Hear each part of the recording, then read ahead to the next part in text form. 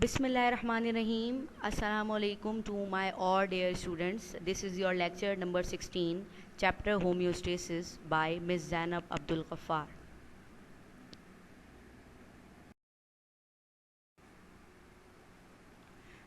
The main contents of today's lecture is disorders of urinary tract infection, kidney stones and kidney failure. It will cover the contents from your textbook from page number 33 to page number 35.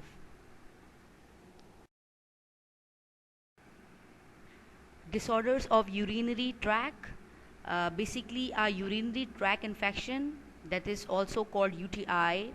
It is an infection in any part of our urinary system. It includes our kidney, ureters, bladder and urethra. Most infection involve the lower urinary tract, the bladder and the urethra. Basically, the urinary tract infection doesn't always cause signs and symptoms, but when they do, they may include a strong persistent urge to urinate, a burning sensation when urination, passing frequent small amount of urine. Urinary tract infections are fairly common in human because of aging, and the branch of biology which is called urology. Urology is basically the branch of medicines and physiology that is concerned with the function and the disorders of urinary system. That means any abnormalities of urinary tract and their treatment is called urology.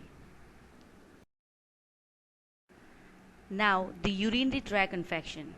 As we discussed in the previous slide that UTIs are among the most common infection in human.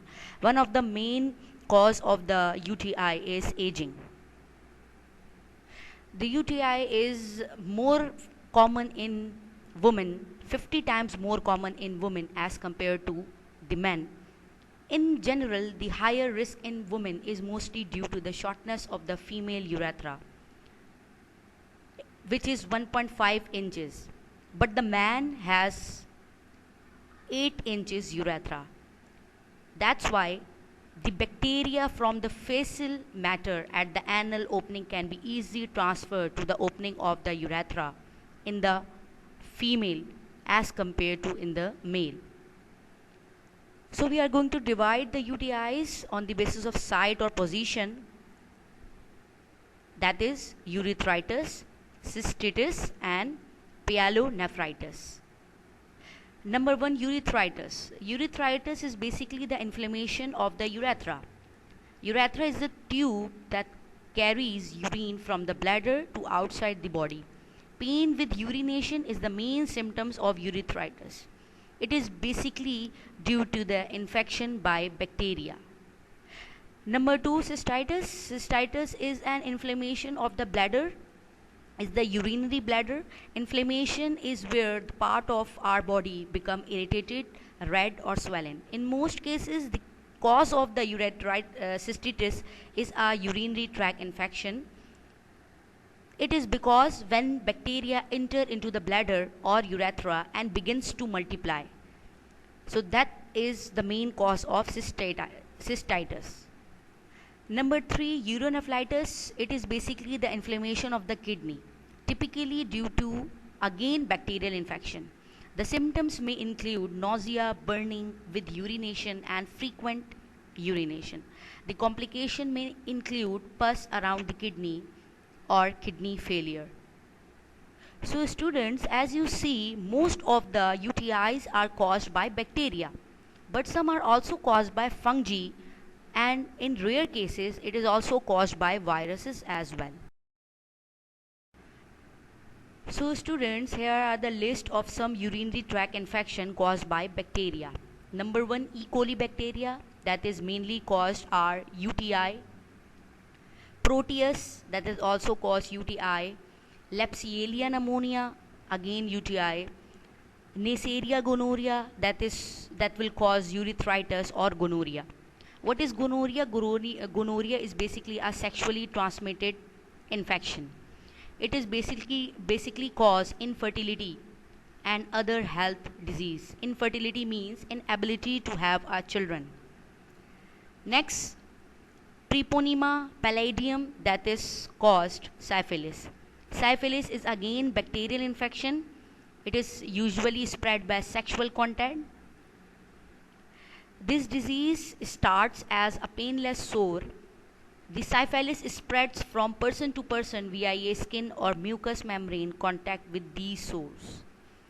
That's all about the types of bacteria which are going to cause the urinary tract infection and other disease as well. Okay, now kidney stones.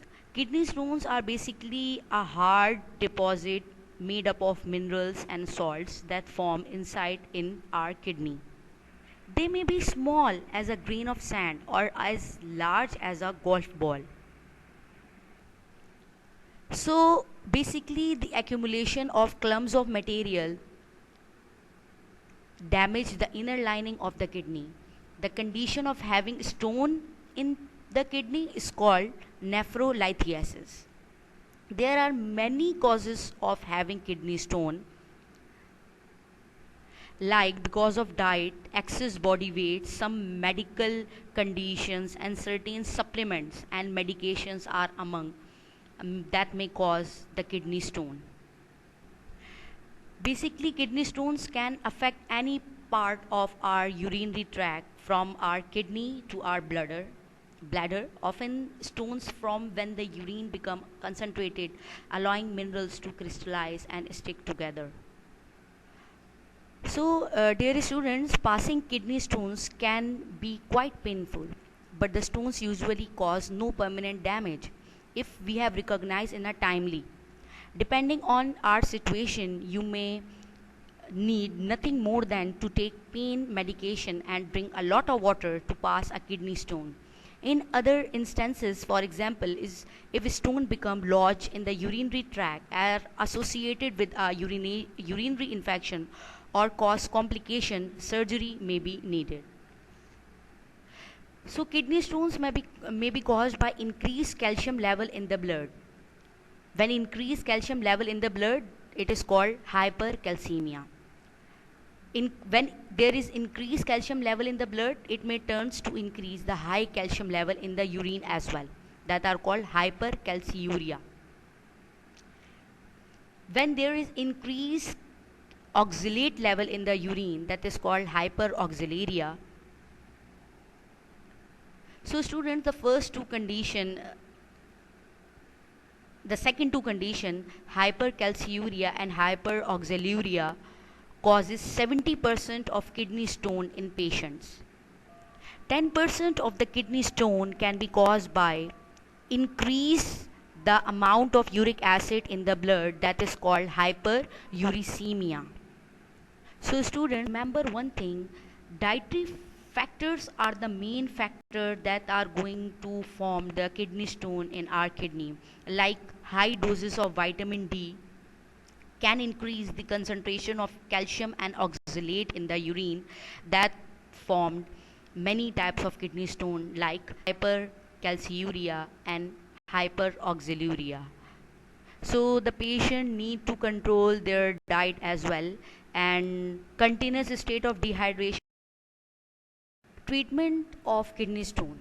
So students, it depend upon the size of the stone. If the size of the stone is small, we can use number one technique, that is ESWL, extra shockwave lithotripsy. And if the size of the stone is larger, it cannot be treated by shock waves therapy. So that then the patient can be treated by number two technique, that is percutaneous nephrolithotripsy. So number one, the extra short wave lithotripsy is basically a technique which uses shock waves to break a kidney stone into small pieces that can more easily travel through the urinary tract and passes from the kidney. Number two, percutaneous nephrolithotripsy, as we discussed, it is a technique which is used to remove a certain large stones in the kidney that is too large and cannot be treated by shockwave lithotripsy or urethroscopy.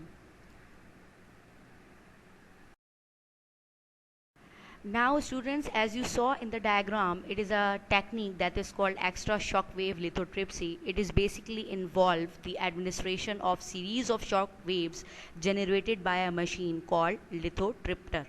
The shock waves are focused by X-ray onto the kidney stone and travel into the body through skin and tissue, reaching the stone when they break into small fragments. For several weeks following treatment, those small fragments are passes out of the body in the urine. Percutaneous nephrolithotripsy. As you saw in the diagram, it is a procedure which is used to remove the kidney stone from the body when they cannot pass on their own. A scope is inserted, that is a nephroscope, as you see in the diagram. Basically, a scope is inserted through a small incision in your back to remove the kidney stone. So by this technique, the larger stones can be removed. Now, kidney failure. Kidney failure is also called an stage renal disease because it is a last stage of the chronic kidney disease. When our kidney fail, it means they have stopped working with enough for you to survive without dialysis or a kidney transplant. So basically, kidney failure is a condition in which the kidneys stop working and are not able to remove waste and extra water from the body or the blood or keep the body chemical imbalance. That is called a kidney failure.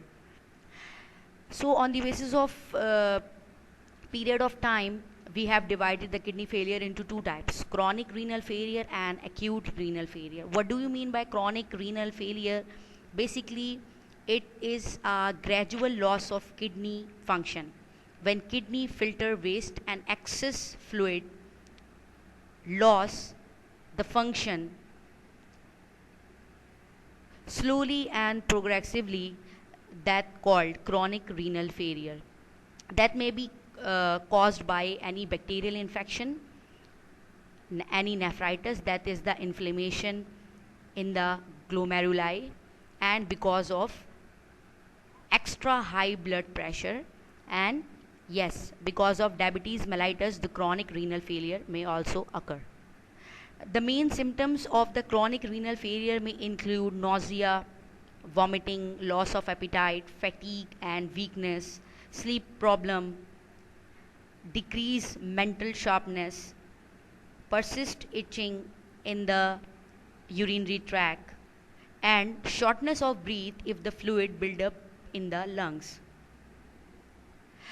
Number 2, acute kidney failure. Basically, acute kidney failure occur when your kidneys suddenly become unable to filter waste product from your blood. When your kidney lost their filtering ability, a dangerous level of waste may accumulate and your blood chemical makeup may get up imbalance. So students, acute kidney failure develops rapidly, usually in less than a few days. So here are some causes of the acute renal failure. Number 1, hemorrhage. Due to any traumatic condition, the acute renal failure may occur. Vomiting, diarrhea, diuresis. Diuresis means excretion of urine.